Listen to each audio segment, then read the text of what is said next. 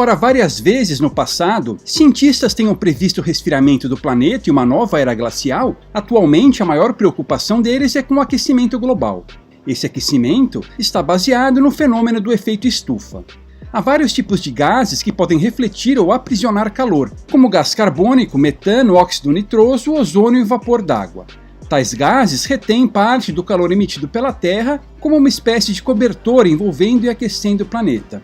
Sem esse efeito, a superfície terrestre seria 33 graus mais fria e a vida aqui, se existisse, seria bastante diferente. O gás carbônico costuma ser o foco do debate, porque hoje ele constitui 60% do excesso de gases do efeito estufa lançados na atmosfera e, no futuro, deve constituir uma fração ainda maior. Atividades humanas perfeitamente válidas e necessárias para a melhora do nosso bem-estar vêm aumentando a emissão desse gás. 4/5 dessa emissão extra vem da queima de combustíveis fósseis, enquanto que o quinto restante vem do desmatamento. De toda essa emissão extra, metade é reabsorvida por organismos fotossintetizantes e metade permanece na atmosfera. Aqui uma ressalva: enquanto o gás carbônico é um composto, o carbono é um elemento. O carbono, sob a forma de particulado, pode ser prejudicial à saúde. A palavra carbono nos remete àquelas fumaças escuras saindo das chaminés de fábricas. Já o gás carbônico é incolor, inodoro e quase sempre inofensivo. Apenas em concentrações muito altas, maiores do que 10.000 partes por milhão, e após exposição prolongada, é que pode nos fazer mal. Além disso, é essencial à vida na Terra, pois as plantas dependem dele para fazer a fotossíntese. Assim, chamar as emissões de gás carbônico de emissões de carbono é intelectualmente desonesto. Desde a Revolução Industrial, no final do século XVIII e início do século XIX, a concentração atmosférica de gás carbônico aumentou de 270 partes por milhão para 410. O que alguns postulam é que, se a concentração de gás carbônico e de outros gases do efeito estufa vem aumentando na atmosfera, deve haver uma maior retenção de calor que, por sua vez, deve provocar um aumento na temperatura da Terra.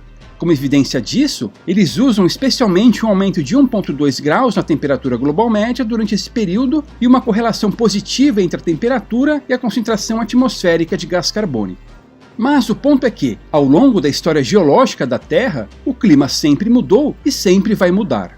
Nos anos 1920, o astrônomo sérvio Milutin Milankovic escreveu 3 ciclos nos movimentos do nosso planeta.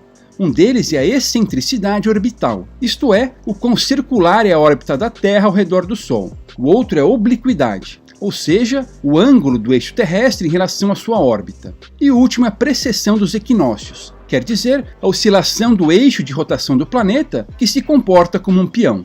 Esses ciclos influenciam a quantidade de radiação solar incidente na superfície terrestre e logo a temperatura global.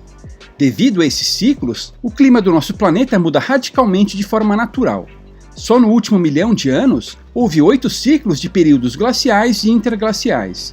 O último período interglacial começou há cerca de 11.000 anos, marcando o início do Holoceno, a época geológica em que vivemos. Olhando para os últimos 400.000 anos, o Holoceno parece ser o período em que o clima vem permanecendo quente e estável por mais tempo, o que deve ter ajudado o nosso desenvolvimento civilizacional. Porém, mesmo ao longo do Holoceno, a temperatura variou bastante, com mudanças de até 8 graus em intervalos de 1.500 anos. Logo, falar em mudanças climáticas é uma obviedade, afinal o clima está sempre mudando. Os que se preocupam com a questão, contudo, não estão se referindo a essas mudanças que ocorrem naturalmente. O que eles alegam é que a magnitude das mudanças atuais é maior do que aquilo que poderia ser explicado apenas pelos fenômenos naturais. Segundo eles, mesmo se incluirmos outras variáveis, como atividade solar, atividade vulcânica ou quantidade de aerossóis na atmosfera, não conseguimos explicá-las. A diferença, dizem, só pode ser explicada se incluirmos algumas atividades antrópicas como a causa das alterações. Há artigos científicos bem taxativos em relação à causa antrópica dessas mudanças climáticas. Por exemplo, Adolf Stips e colaboradores, em um trabalho de 2016, afirmaram que há uma relação direta entre a emissão de gases do efeito estufa, especialmente gás carbônico, e a temperatura global média. Ainda que a atividade solar, a atividade vulcânica e a quantidade de aerossóis possam influenciar a temperatura no curto prazo, a tendência no longo prazo não é significativa, dizem. o chamado forçamento radiativo, o balanço entre a radiação que chega e a que sai do planeta, é positivo e provocado por atividades antrópicas, segundo os autores. Embora trabalhos como esse aleguem que há uma relação causal inequívoca entre atividade humana e aquecimento, a rigor não é possível estabelecer tal relação, porque não podemos realizar experimentos manipulativos em escala global. Para isso, precisaríamos de várias terras, algumas sendo controle, sem emissão antrópica de gás carbônico e outras recebendo os tratamentos, isto é, diferentes quantidades emitidas do gás. Ademais, outras variáveis de interesse deveriam ser mantidas constantes.